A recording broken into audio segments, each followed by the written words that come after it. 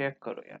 अच्छा हम लोग what we were discussing last time हम लोगों ने, oh my bad, we were discussing the terminal velocity, मैं टर्मिनल वेलोसिटी डिस्कस कर ली थी।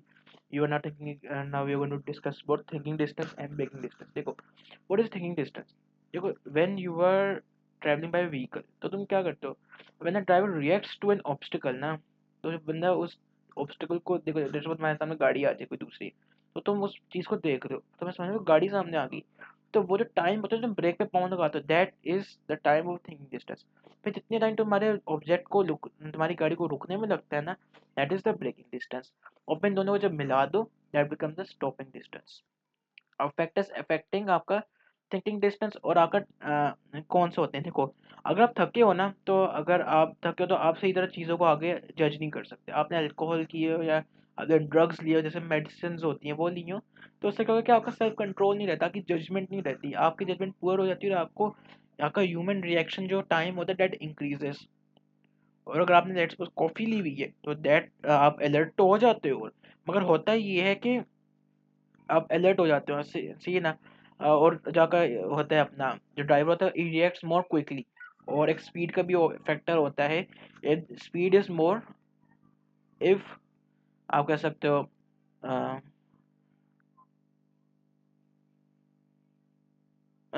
Due to high speed it becomes difficult to judge obstacles। सही है। अच्छा अब अगर ब्रेकिंग डिस्टेंस की बात करें, देखो रोड कंडीशंस, अगर लेट्स सपोज अगर आपका ये रोड कंडीशन जो है इट इज़ रफ, तो फ्रिक्शन ज़्यादा होगा and you can stop quickly.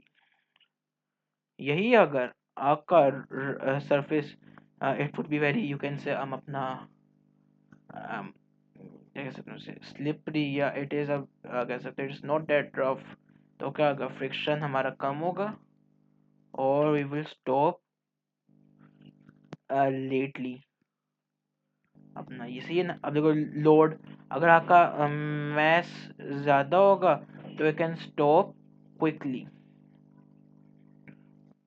सही है।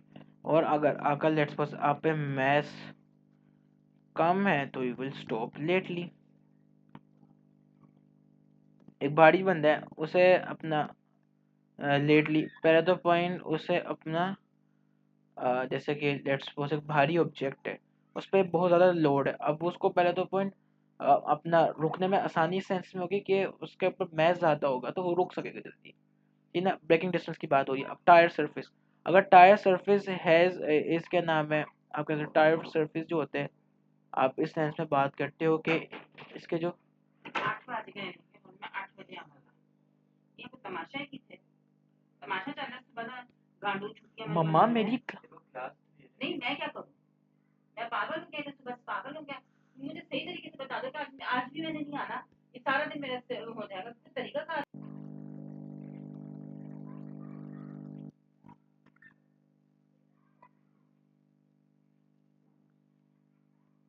अरे मैं बता रहा था आपको कि अगर आपका टायर सरफेस जो लेट्स सपोज उसके जो आप कहते हो कि जो ब्रांड न्यू टायर आता है उसके क्या होता है,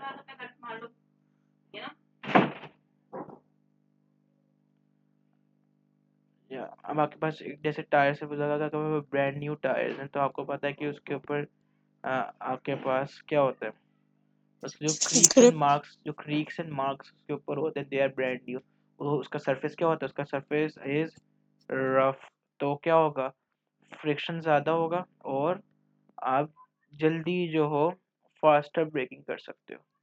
ये अगर उसके अलावा अगर आपका एक स्मूथ टायर होगा, यूज टायर होगा, तो क्या होगा, एक स्मूथ टायर होने की वजह से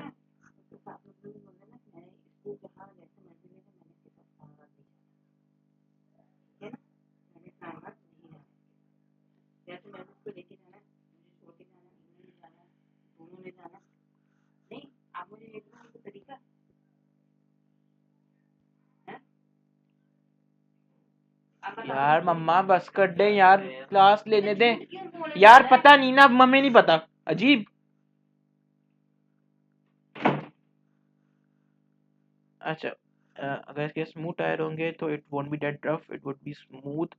और इसकी वजह से फ्रिक्शन जो होगा आपका, इट वुड बी लेस। और आपका समय, आपकी थोड़ी सी आपका ब्रेकिंग डिस्टेंस क्या होगा, आपका ब्रेकिंग डिस्टेंस ज़्यादा हो जाएगा। ओके। और if you talk about speed, तो अगर आपकी स्पीड ज़्यादा होगी तो ऑफ कोर्स आपको स्पीड को ज़ीरो करने में टाइम जो ज़्यादा लगेगा। तो ब्रेकिंग डिस्टेंस क्या हो जाएगा, अगर स्पीड ज़्यादा होगी, ज़ीरो पे लाने के लिए ब्रेकिंग डिस्टेंस क्या हो जाएगा, that would be breaking distance more. मगर अगर आपकी स्पीड जो है कम होगी तो उसको ज़ीरो अप्रोच कराने में ब्रेकिंग डिस्टेंस क्या होगा, लेस होगा। तो ये आपके पास ब्रेकिंग डिस्टेंस और ये होते हैं। अब इसमें इतनी डिस्क्रिप्शन नहीं आती इसके बारे में, अगर मैं सी बात कहूँ ना, तो इस पर डिस्क्रिप्शन नहीं आती इतनी। सर वेदर कंडीशंस भी तो होंगी ब्रेकिंग के लिए। जी क्या बोल रहे हो आप? वेदर कंडीशंस भी तो मैटर करेंगी देखो, वेदर इसमें। कंडीशंस एंड रोड कंडीशंस, आप उन्हें एक ही कंसिडर करते हो। क्यों? इस सेंस में कि जब पानी तो उस पर गिरेगा ना, रोड सरफेस पे ही होगा ना, अपनी पानी या स्नो तो रोड पे ही होगी। और वेदर कंडीशंस पे अगर आप बात करते हो तो उसका भी सेम लॉजिक है कि अच्छा, अब जो वेदर है ना कंडीशंस, आप सही कह रहे हो, वो थिकिंग डिस्टेंस पे भी इफेक्ट करेगी और आपके बैकिंग डिस्टेंस पे भी इफेक्ट करेगी, सही बोल रहे हो।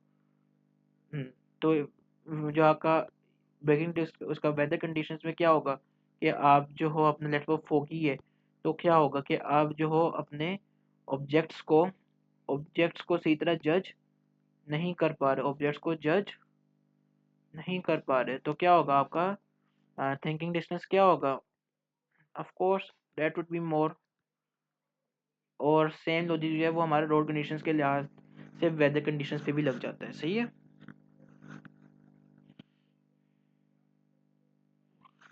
ओके।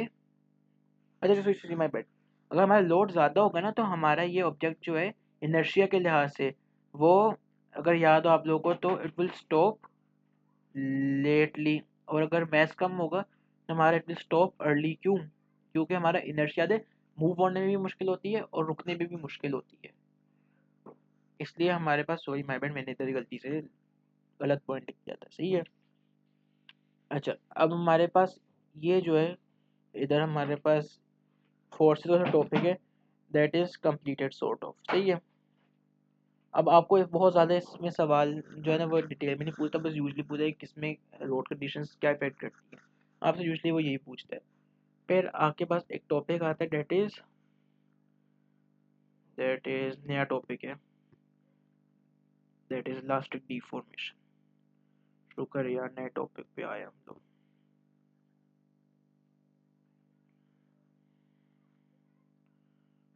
ओके, इधर थोड़ी सी राइटिंग खराब हो गई है, आई विल ट्राई कि इधर राइटिंग थोड़ी सी बेहतर हो जाए। Elastic deformation. अच्छा, हमें पता है ना फोर्सेस क्या कुछ चेंज करती हैं।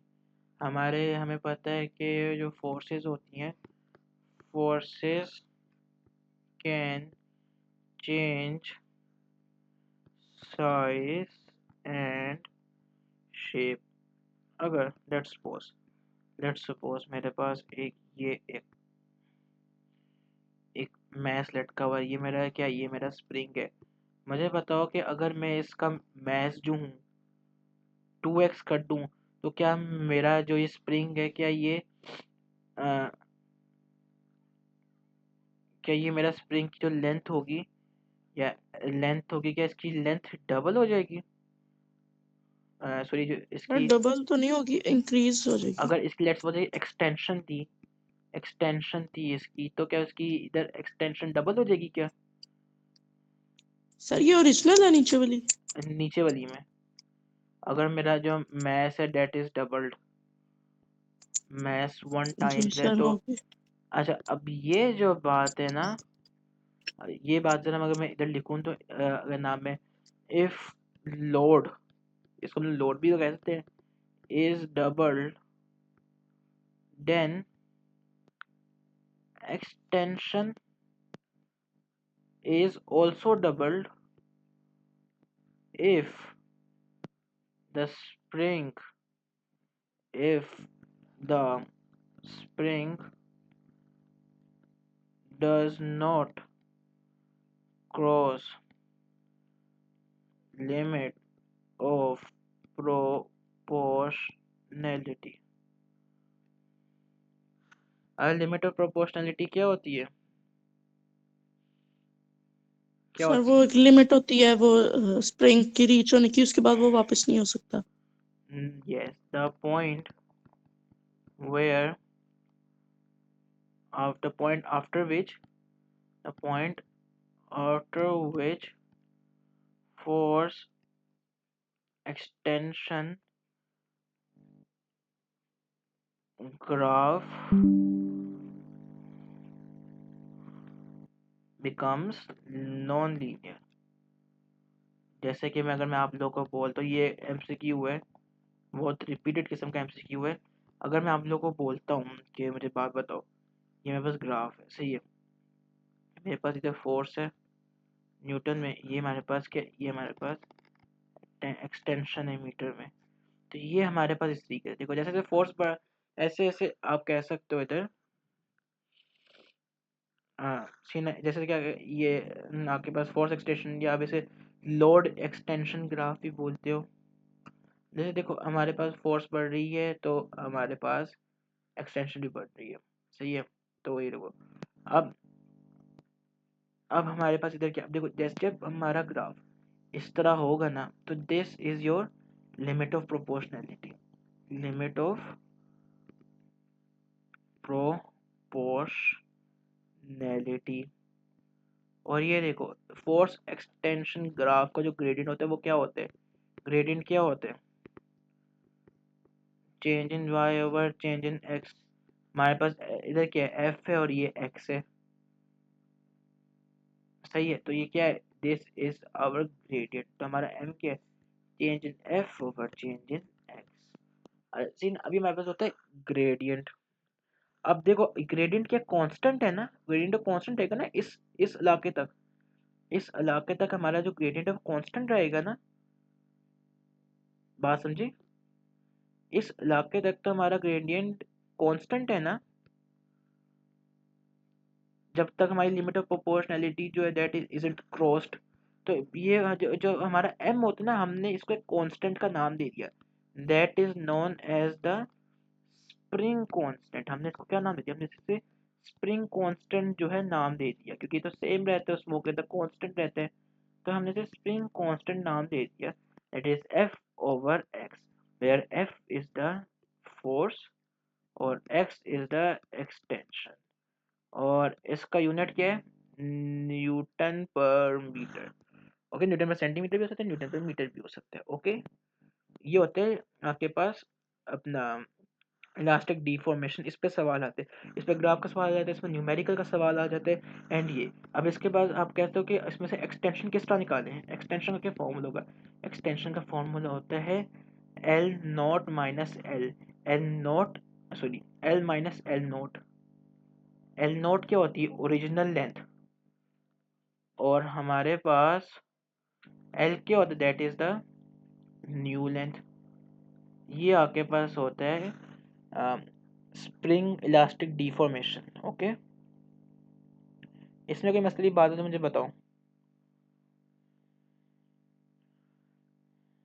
सर ये जो फॉर्मूला है k is equals to f over x, ये जो एक्सटेंशन के लिए वेरिएबल है, एक्स है, ये हम कोई भी यूज कर सकते हैं, ये कुछ जो भी कर आपने लो, एक्स यूज किया कुछ हुआ भी कर लो, है। ई कर ओके लो, एक्स तो हम लोग यूनिवर्सल है, आप ई कर लो। अच्छा, अब इससे हमें क्या पता चलता है, अगर हम लोग देखें तो नहीं, जैसे जैसे एफ बढ़े वैसे से एक्स बढ़े, इसका मतलब कि f is directly proportional to x, directly proportional to x. Okay, ये बात समझ में आ गई। अच्छा, जी सर। एक एक सवाल है, हमें कैसे पता चलेगा graph is directly proportional. Graph जो हमारे पास, ग्राफ के जो आप कहते हो हमारे पास अपना क्या कहते हैं उन्हें, ग्राफ के जो आपके पास होते हैं पॉइंट्स, ग्राफ के जो वेरिएबल होते हैं, हमें ये कैसे बताएगा दे आर डायरेक्टली प्रोपोर्शनल? किस तरह पता चलेगा, किस तरह पता चलेगा? हमें इस तरह पता चलेगा यार कि अगर हमारा जो ग्राफ है ना, that should start from, graph should start from, graph should start from origin. सही है। और क्या होना चाहिए, और हमारे पास होना चाहिए कि हमारे पास change in, it should be a straight line curve, straight line graph। और तो इसका क्या मतलब है, स्ट्रेट लाइन ग्राफ का क्या मतलब है, इसका m जो है या ग्रेडियंट जो है दैट इज कांस्टेंट, या हमारा change in y over change in x is constant. हमारा change in y over change in x is constant.